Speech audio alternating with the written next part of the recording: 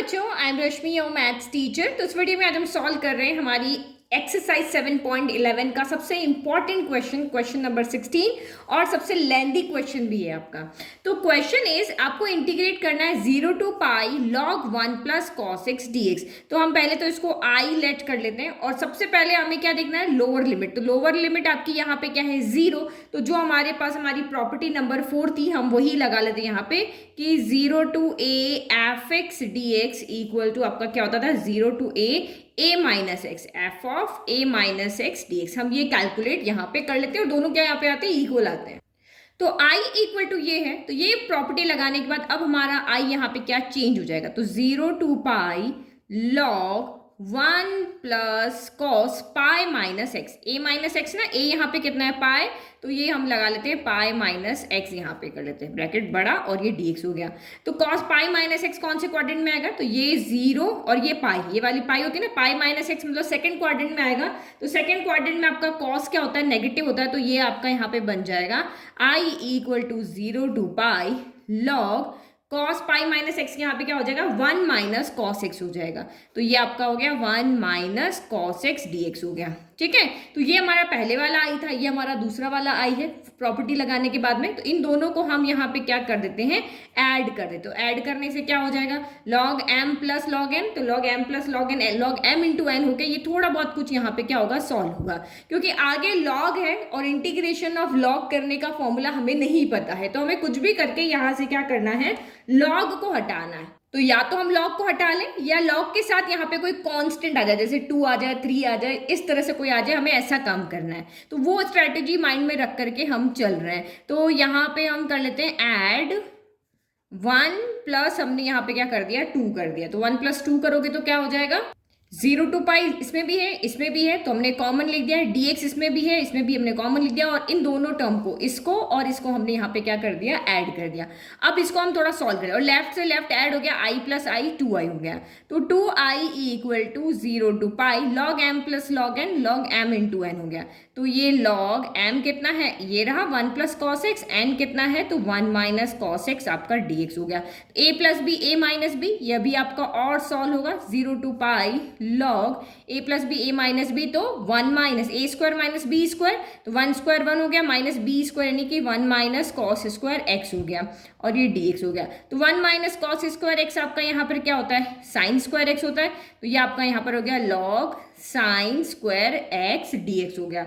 अब हम चाहे तो इस पावर को आगे भेज देते हैं, तो ये क्योंकि log m पावर n क्या होता है, n log m होता है, तो 2 आपका यहाँ पे आगे आ गया 0 to pi log sine x dx हो गया। तो जब हमने, और देखो ये 2 से 2 आपका यहाँ पे कैंसिल भी हो गया। ठीक है, तो जो भी प्रॉपर्टीज यूज हुई थी वो मैंने यहाँ साइड में लिख दी है।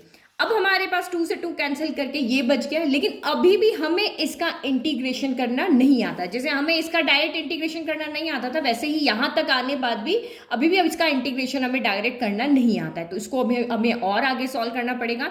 तो अभी भी अगर आप यहाँ देखो, नीचे डिनोमिनेटर में 0 है, अगर मैं सेम प्रॉपर्टी लगाती हूँ F of A minus X D x वाली, तो ये क्या हो जाएगा, sign pi minus X D x, और पाई माइनस एक्स इसी क्वाड्रेंट में आता है, तो साइन पाई माइनस एक्स आपका साइन एक्स ही रहेगा। तो इस क्वेश्चन के अंदर कुछ भी चेंज यहाँ पे नहीं होने वाला है।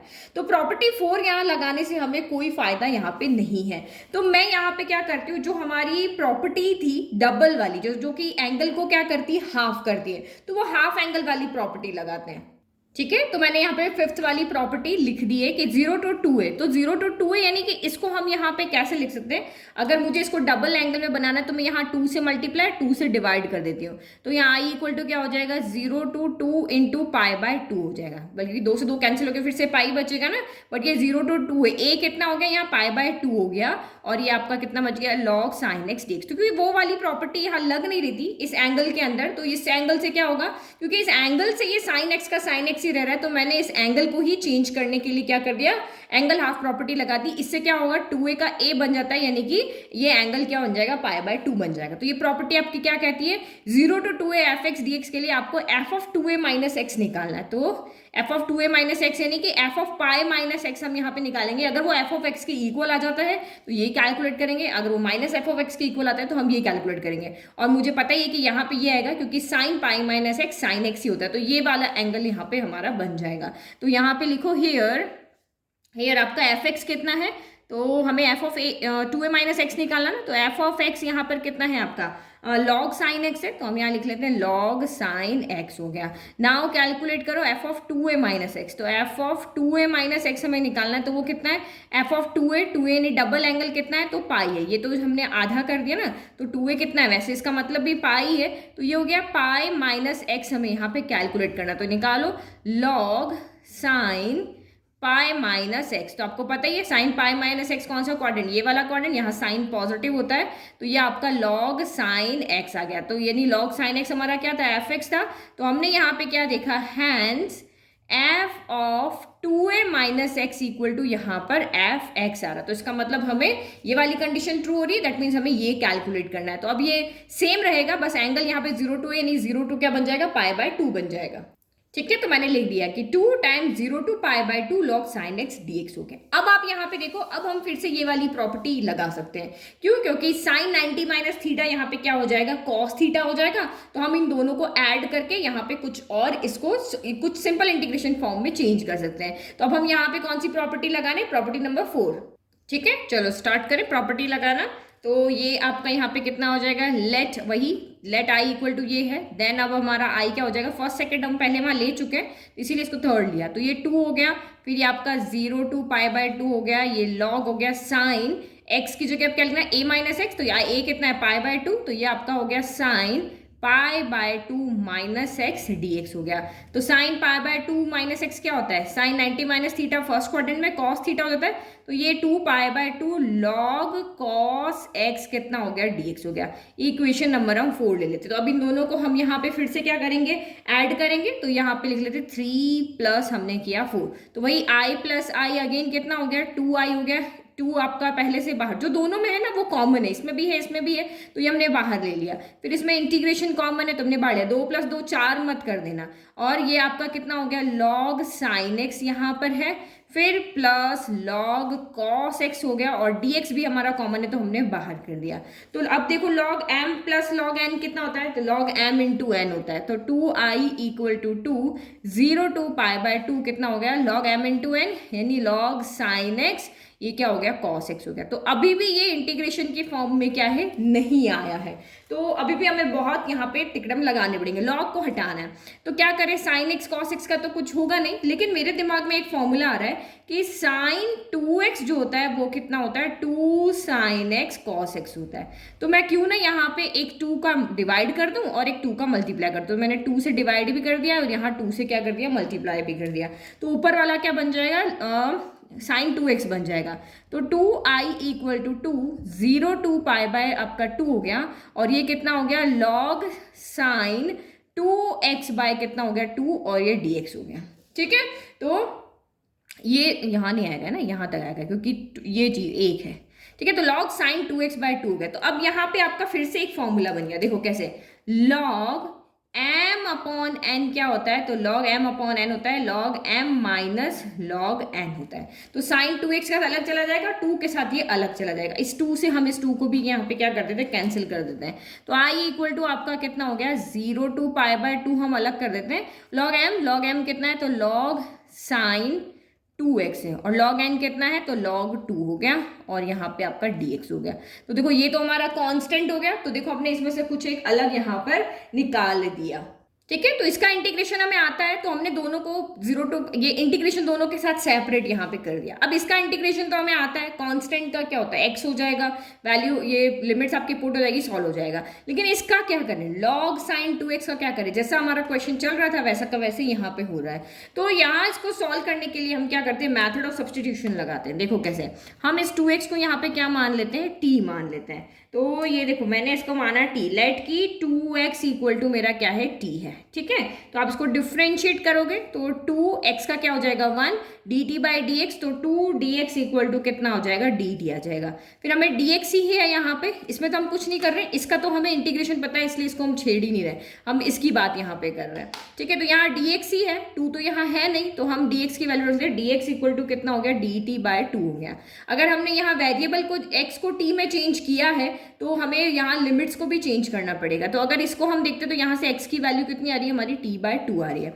तो अब आप यहाँ पे देखो when x equal to pi by two, तो देन आपका t कितना हो जाएगा, x की जगह पाई बाय टू रखो तो 2 into pi by two equal to t हो गया, 2 से 2 कैंसिल, तो this implies t equal to आपका पाई हो गया।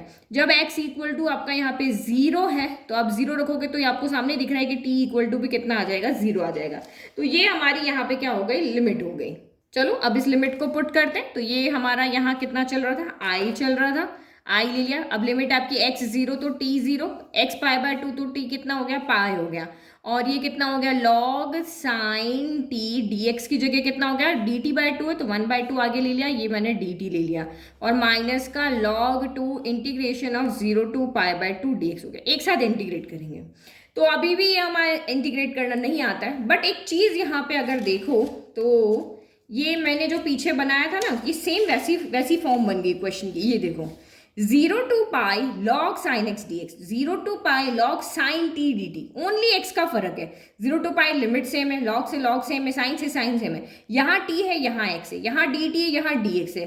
तो अगर मैं इस टी को एक्स में चेंज कर दूं, क्योंकि लॉग तो यहाँ से हट नहीं रहा कि इंटीग्रेशन हमारा इजीली हो जाए, तो मैं अगर इसको एक्स में चेंज कर दूं तो मैं इसकी जगह पे आई रख सकती हूँ। हम करते हैं, हमने बहुत सारे क्वेश्चंस में किया है। तो हमारी फर्स्ट प्रॉपर्टी यही कहती है कि आप यहाँ पे वेरिएबल को चेंज कर सकते हो। अगर मैं यहाँ पे मान लेती हूँ फर्स्ट प्रॉपर्टी से कि मेरा t इक्वल टू एक्स है तो dt equal to d x हो जाएगा और लिमिट भी मेरी वही हो जाएगी। तो मेरे पास प्रॉपर्टी है, उस प्रॉपर्टी से मैं इसको चेंज करती हूँ।